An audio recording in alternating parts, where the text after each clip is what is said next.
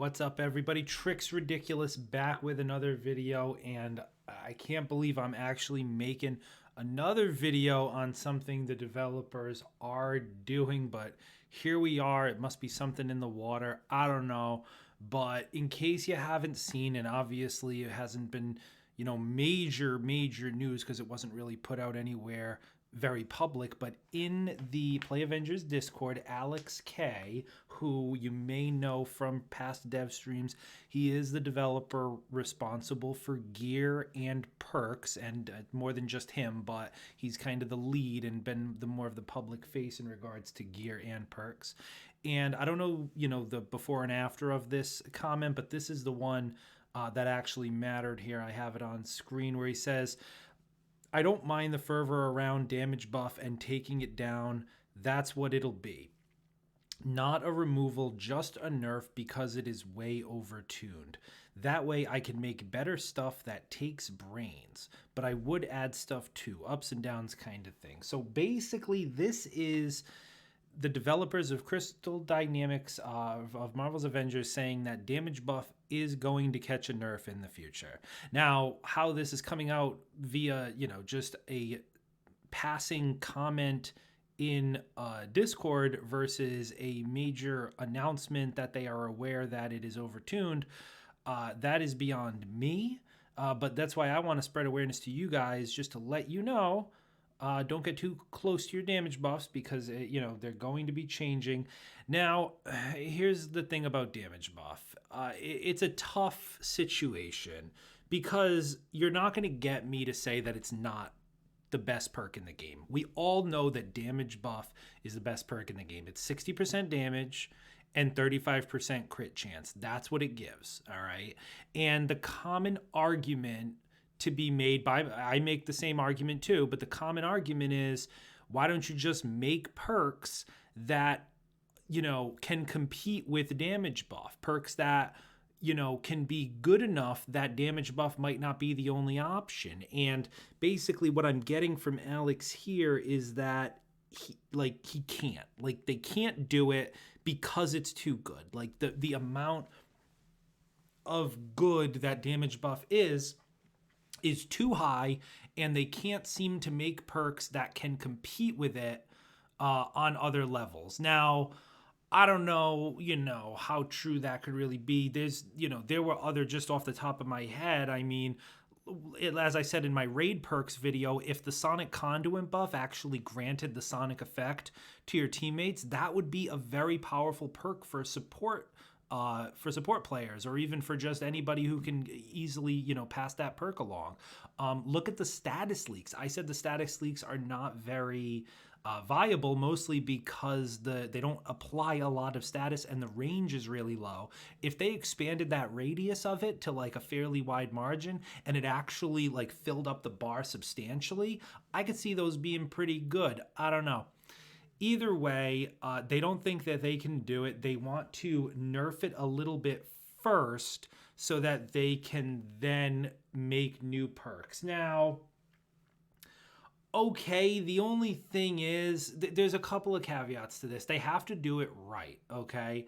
What do I mean by that? So you can't, if they're just going to take it down, like I said, it does 60% damage and 35% crit chance.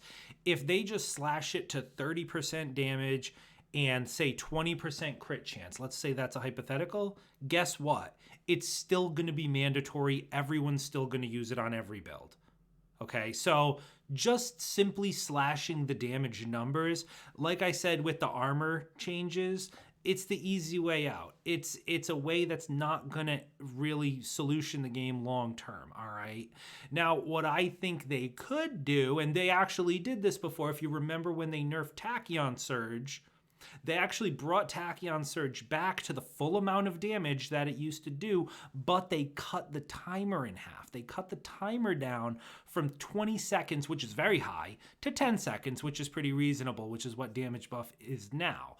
That way, the intention there is that you don't always have it up. It's not just always up, and I can get behind that. If they do any type of nerf to damage buff, it's gonna have to be something along the lines of either reducing the duration of the buff and or reducing the percentage chance of it to trigger. So I don't have the percentages in front of me, but you guys know if you have targeted buff, there's a percentage chance of, you know, when the damage buff will actually trigger. If they just tune that down a little bit, you're still in a situation where damage buff is an extremely powerful perk that can really dish out some heavy damage, but it'll solve the fact that you'll be able to have it up all the time, right? So still a lot of damage, but really short windows, high risk, high reward. I think that's the best way to go about this. That's just my opinion. And that's if they're nerfing it at all, which it sounds like they've already committed to. Honestly, I mean, we'll see what happens. That's just my take on it. If they don't do that, and if they just take the lazy way out and just nerf it into the ground and have it do, you know, very little, it's not going to be good. Like, I've already got, you know, folks in my Discord, in my Twitter DMs, on YouTube comments, pretty much done. Like, the blowback from the armor comics was pretty bad. A lot of people are pissed, right? And damage buff will be that times 10. And the developers, like I said with the armor comics, the developers can jump through whatever hoops they want to jump through to try to pretend that they're the ones who know best and that we don't understand why they're doing this and this, that, the other. But like I said before, the players are not going to overthink it. They're just going to leave, period. Like, that's the reality of the situation, and I don't think Crystal Dynamics fully comprehends the gravity of that. They're not going to listen to Crystal Dynamics' long-winded explanation of how it's bad for the game and they really want to do something else with perks and some philosophical answers to why they're doing what they're doing. They're going to say F you, and they're going to turn the game off and they're going to uninstall. All right. So that's, like I said, that's if they implement this improperly. All right. But at least, the very least, we're getting a heads up, and not even officially. We're lucky that someone even asked him about it, because otherwise he wouldn't have said anything. So here we are at 2:30 a.m. A passing comment about damage buff being nerfed coming in the unforeseen future. Who knows? But anyway, that's just my 2 cents. Let me know down in the comments below what you think. Like I said, I don't want anyone to confuse this with just brainless complaining.